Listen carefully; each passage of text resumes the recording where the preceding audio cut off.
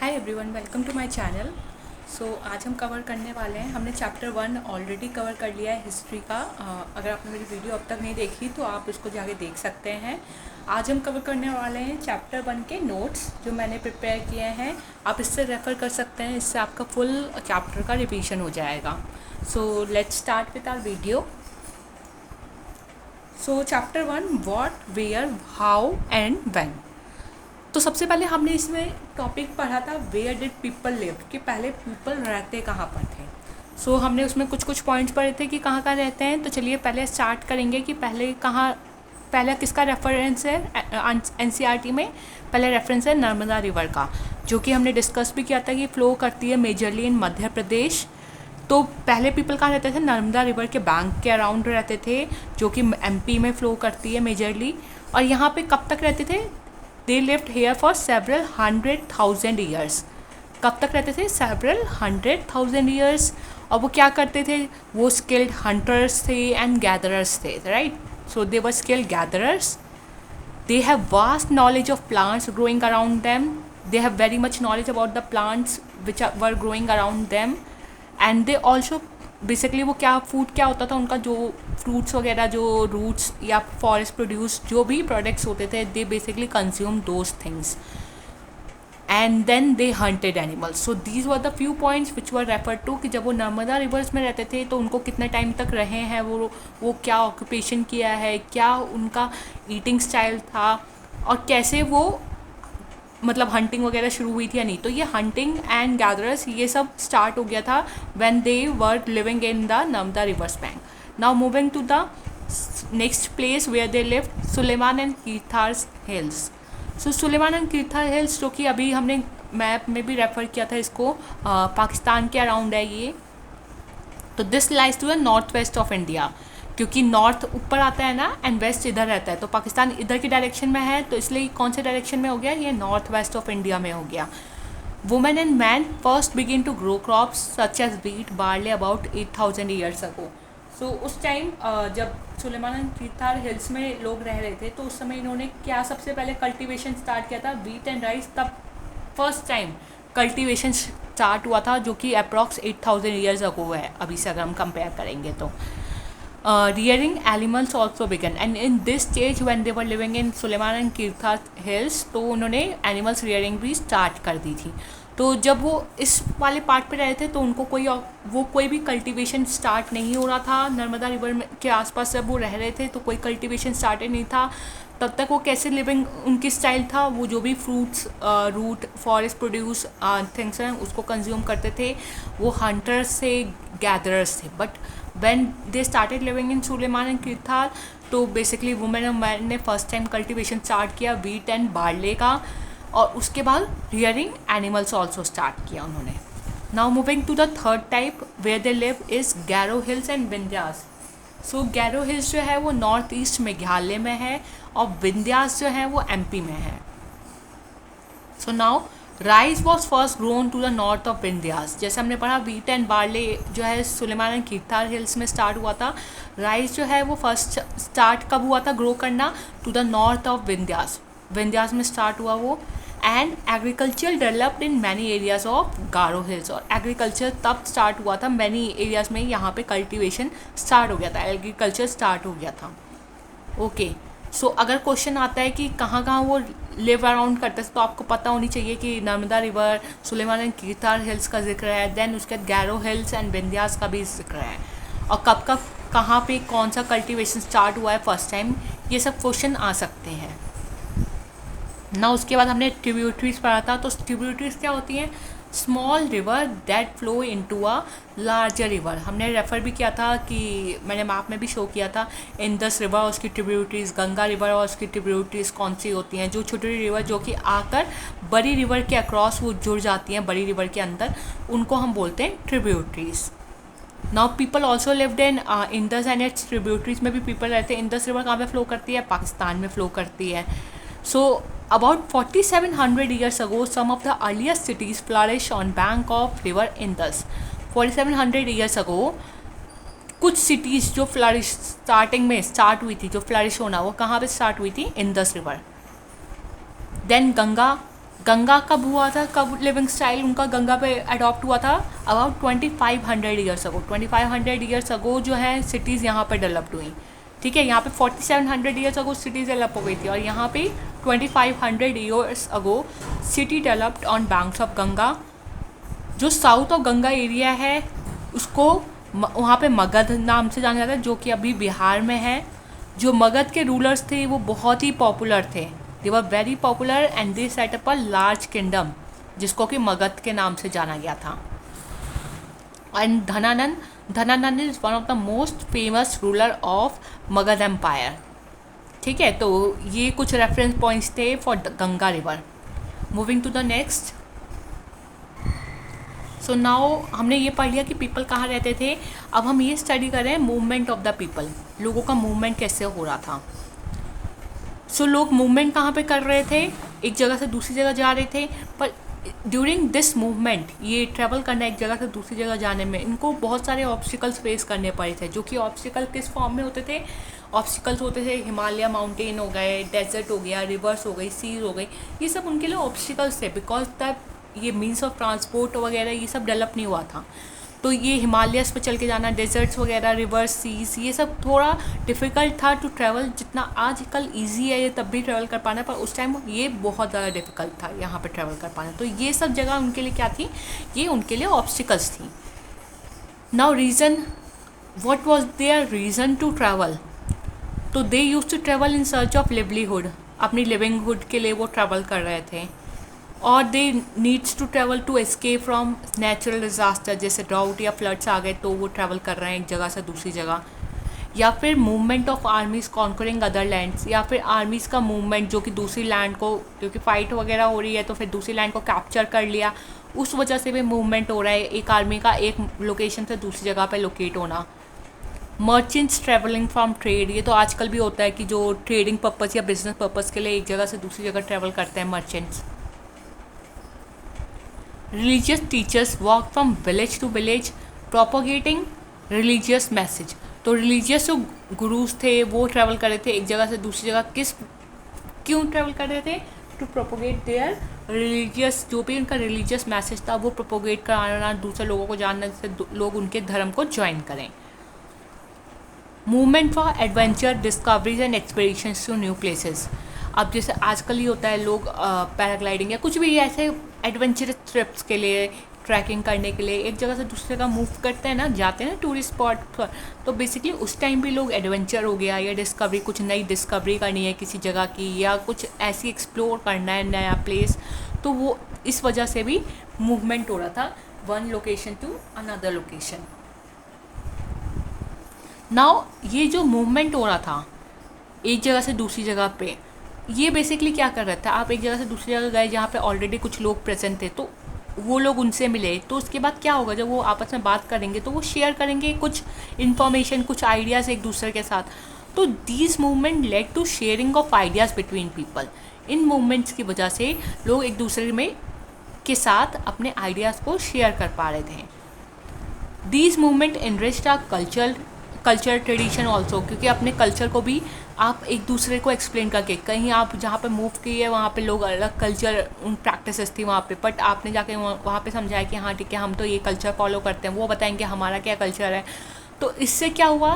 This enriched our cultural traditions people. और ये जो बातें होती थी वो क्या बातें करते थे उस टाइम लोग एक दूसरे से बात करते थे कि न्यू वेज किस तरह से स्टोन कार्विंग कर सकते हैं, क्योंकि स्टोन्स वगैरह के टूल्स वगैरह बनते थे तब, तो वो बात करते थे कि क्या नए वेज हैं टू कार्व द स्टोन, या म्यूज़िक कंपोजिशन वो इसके बारे में भी डिस्कस करते थे, या फिर कैसे फूड वो कुक करते हैं। तो basically they use to share these ideas with each other. So people share new ways of carving stone, composing music and even cooking food over several hundred of years. So ये सब ideas वो share करते थे एक दूसरे के साथ।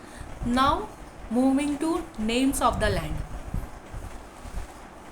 So basically two names were there जो कि most often आज भी यूज़ किए जाते हैं, and that is India and Bharat. सो हमने इसकी स्टोरी भी पढ़ी थी कैसे इंडिया और भारत आया था, कैसे ये इनका यूज़ ओरिजिन कैसे हुआ था। So let's revise this out. So India कैसे आया था? इंडिया रिवर इंडस से आया था जिसको सिंधु में सिंधु बुलाते हैं संस्कृत में। संस्कृत में इसको क्या बुलाते हैं? इंडस रिवर को सिंधु। और कैसे इसका नाम इंडिया हुआ था? जो ईरानियंस एंड ग्रीक से ये इंडस रिवर को क्या कहते थे? They use to call Indus as Hindos और इंडोस। ये इंडस रिवर को बोल पाते थे हिंदोस या इंडोस, तो उसी से हमारा ये जो नेम है ये इंडिया वो कम आउट हुआ था, इसी प्रोनाउंसिएशन से, हिंदोस इंडोस देन इंडिया। ये प्रोपोगेट होकर ये लैंग्वेज ये पूरा इंडिया में ट्रांसफ़र हो गया कि हाँ ठीक है ये हिंदोस इंडोस, देन उसके बाद इंडिया बोलने लगे। और ये इंडिया कैसे बोला गया कि उन्होंने कहा कि जो लैंड जो कि ईस्ट ऑफ द रिवर में है, so the river is flowing somewhere here, यहाँ पे हमारी रिवर इंडस फ्लो कर रही है। उन्होंने कहा जो इसके ईस्ट में, ईस्ट क्या हो जाएगा? इधर हो जाएगा ना ईस्ट। तो उन्होंने कहा जो लैंड जो कि ईस्ट ऑफ द रिवर के पास है उसको उसको क्या नाम रखा है इन्होंने? India. So land to the east of this river is called India. Now coming to the another name जो भारत था। तो भारत किससे आया था? भारत जो है वो नेम मेंशन था ऋग्वेदा में। That was around 3500 years ago. 3500 years ago Rigveda में नेम मेंशन कर रखा था भारत।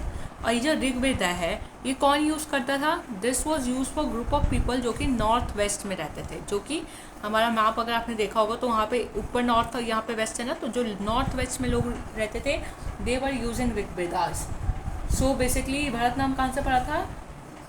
फ्रॉम द ऋग्वेदा, जो कि 3500 ईयर्स अगो में लिखी हुई थी। और इसको कौन यूज़ कर रहा था? ग्रुप ऑफ पीपल जो कि कहाँ पे रिसाइड करते थे? They reside in north west. Okay, moving to next topic. Next topic is finding out about our past, कि हमने पास्ट के बारे में चीज़ें कैसे पता चली। जो भी रिकॉर्ड्स अभी हम पढ़ रहे हैं आज हिस्ट्री के बुक में, वो कैसे हमें पता कैसे चले हैं वो सब। तो फर्स्ट पॉइंट है थ्रू मैन्यूस्क्रिप्ट्स एंड सेकंड है through inscriptions. Inscriptions and manuscripts के थ्रू हम अपने पास्ट को जान पाए हैं। तो जिसमें हमने फर्स्ट टॉपिक, पहले हम मैन्यूस्क्रिप्ट्स को समझते हैं वो क्या है। तो मैन्यू जो है वो एक लैटिन वर्ड है जिसका मतलब क्या होता है? हैंड। सो हाथ से लिखी हुई चीज़ें, ठीक है। इसका मैन्यूस्क्रिप्ट का मतलब क्या हो गया? हाथ से लिखी हुई चीज़ें। तो books written by hands long ago. Manuscripts क्या होती हैं? बुक्स जो कि हाथों से लिखी गई हैं लॉन्ग अगो, अभी की नहीं, बहुत लॉन्ग टाइम पहले। और ये कहाँ कैसे लिखी जाती थी? ये पेपर या जैसे ये नोटबुक, इस पर नहीं लिखी जाती थी। ये किस पर लिखी जाती थी? This were written on palm leave या फिर specially prepare bark of the tree which is called birch, जो कि अभी कहाँ पे पाया जाता है? हिमालयाज़ में, विच ग्रो इन हिमालयाज़। तो वहाँ पे हम उसको, उसकी बाग जो है ट्री की, उसको प्रिपेयर करते थे और उसको बर्च बोला जाता था। तो या तो लोग उस पर लिखते थे, अदरवाइज़ किस पर लिखते थे? ये जो पाम लीफ होती हैं उन पर लिखा जाता था।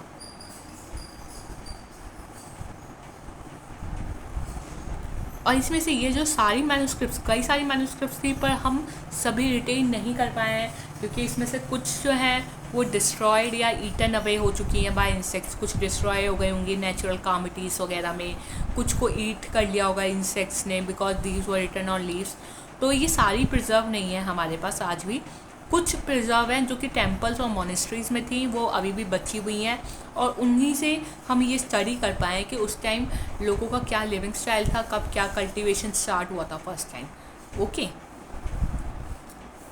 Now they were written on various variety of subjects. अब ये सब जो लिखी जाती थी ना, ये वैरायटी ऑफ टॉपिक्स इन पे लिखे जाते थे।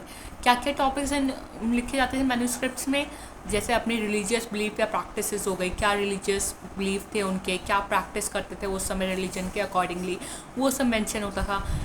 Life style of the Kings, तो बेसिकली किंग्स कैसे, उनका जीवन कैसा उस समय वो स्पेंड करते थे, उनका लाइफ स्टाइल क्या था, वो सब भी मेंशन होता था। देन मेडिसिन एंड साइंस, क्या जड़ी बूटी या क्या आयुर्वेदा वगैरह जो भी उनका था वो भी यहाँ पे मेडिसिन वगैरह या जो भी साइंस वगैरह जो थी वो टॉपिक्स भी इन मैन्यूस्क्रिप्ट्स में मेंशन होते थे। देन देयर एपिक पोएम्स या प्लेस जो थे वो भी मेंशन किया था, उनका भी जिक्र किया हुआ है इन मैन्यूस्क्रिप्ट्स में। Now manuscripts were written in Sanskrit, Prakrit and Tamil. So Sanskrit जो है वो बहुत ही एजुकेटेड लोग जो थे वही यूज़, अभी भी इवन संस्कृत सबको ऑर्डिनरी लोगों को नहीं पता होती, तो ये संस्कृत में एजुकेटेड लोगों के लिए बेसिकली लिखा रहता था। ये संस्कृत वो लोग लिखते थे जिनको संस्कृत आती थी, जो एजुकेटेड थे। प्राकृत वो लोग लिखते थे जो कि कॉमन, ये this was use as a common language, ये कॉमन लैंग्वेज थी, जो ऑर्डिनरी पीपल थे वो ये लैंग्वेज यूज़ करते थे। And then Tamil which were use by those जिनको कि तमिल आती थी, ठीक है। Moving to the next which is inscription. So inscription क्या थे? These were the writings which are engraved on hard surfaces such as stone और मेटल। सो स्टोन्स के ऊपर, अभी हमने पहले पढ़ा था मैन्युस्क्रिप्ट जिसमें हमने पढ़ा था कि वो हाथों से लिख रहे थे स्क्रिप्ट्स को लीफ और बार्क ऑफ द ट्री पे, ठीक है। बट अब इंस्क्रिप्शंस में क्या था, ये हाथों से नहीं लिखा हुआ था, ठीक है, ये हार्ड सरफेस पे लिख रहे थे वो लोग। किस पे लिख रहे थे?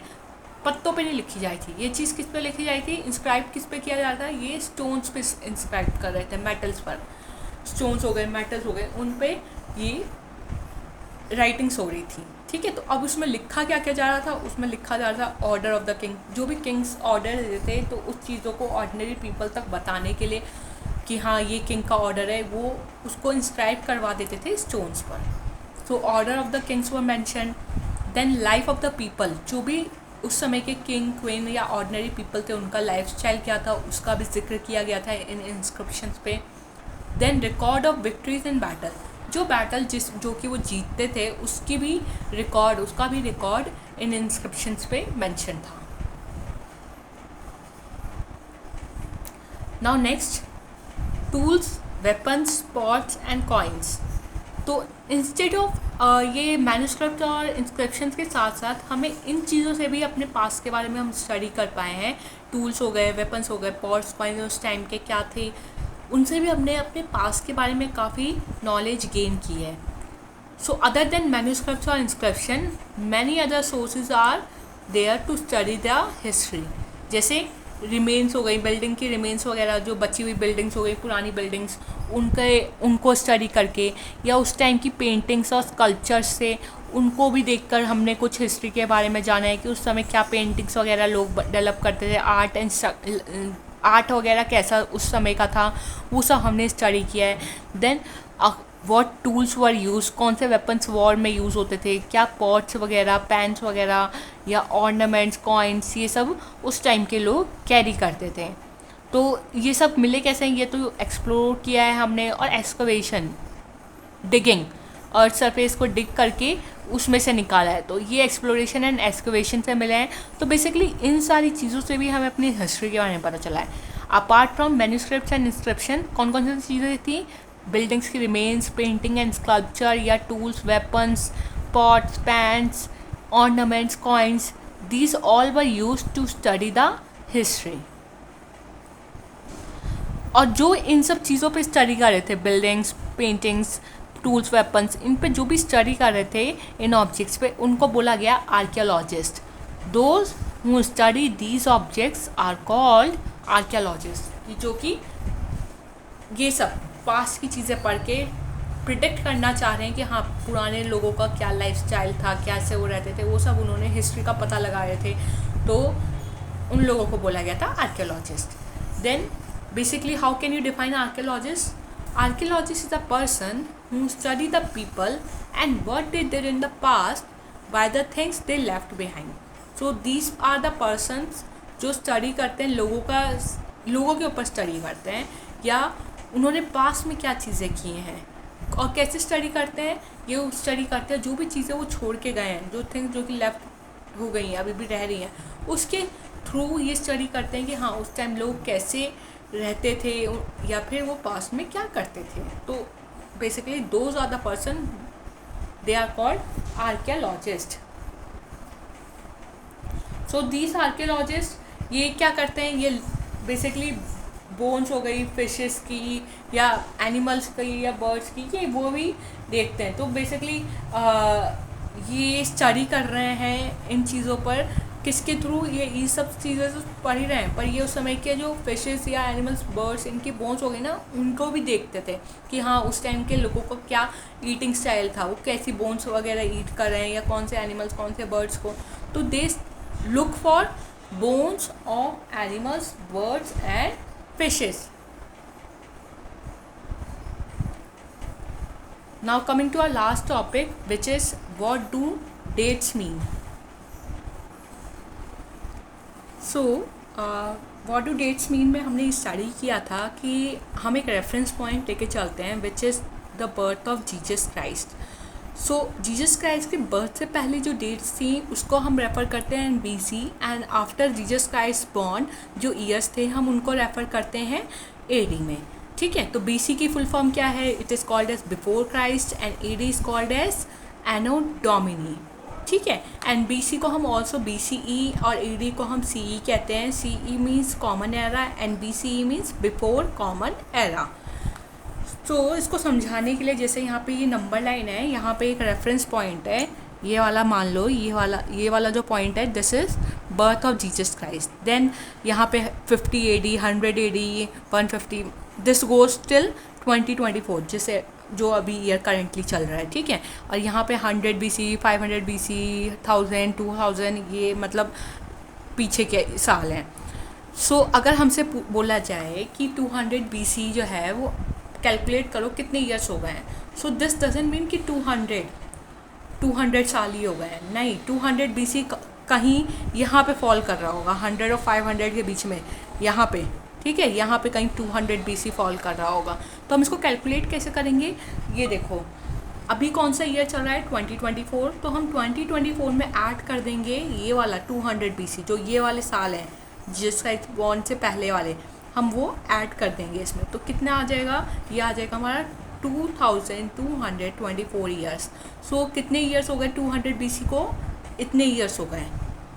ठीक है, तो अगर कभी कोई BC में डेट बोली जा रही है तो आपको आइडिया लगना चाहिए कि हाँ ठीक है, BC मीन्स ये नहीं कि अगर 500 या 1000 BC बोला जा रहा है तो 1000 ईयर्स हो गए। नहीं, दिस मीन्स 1000 प्लस जो भी करेंट ईयर अभी चल रहा है उसमें ऐड कर दो तो उतने साल हो चुके हैं उस बात को। So that's it for today. मैंने ये कुछ नोट्स बनाए थे, आप चाहो तो इसमें से रेफ़र कर सकते हो। इन केस अगर आपको ये नोट्स चाहिए होंगे तो you can let me know in the comment section. Thank you everyone for watching this video. Please video को लाइक करें, इसे शेयर करें अपने फ्रेंड्स के साथ, और आपको वीडियो अच्छी लगे तो उस पर कमेंट करना ना भूलें, और मेरे चैनल को भी सब्सक्राइब कर लें, और वहाँ पे जो बेल आइकन है उसको हिट कर लें, जिससे जब भी मैं नेक्स्ट वीडियो पोस्ट करूँगी तो आपके पास नोटिफिकेशन आ जाएगा। मिलते हैं नेक्स्ट वीडियो में।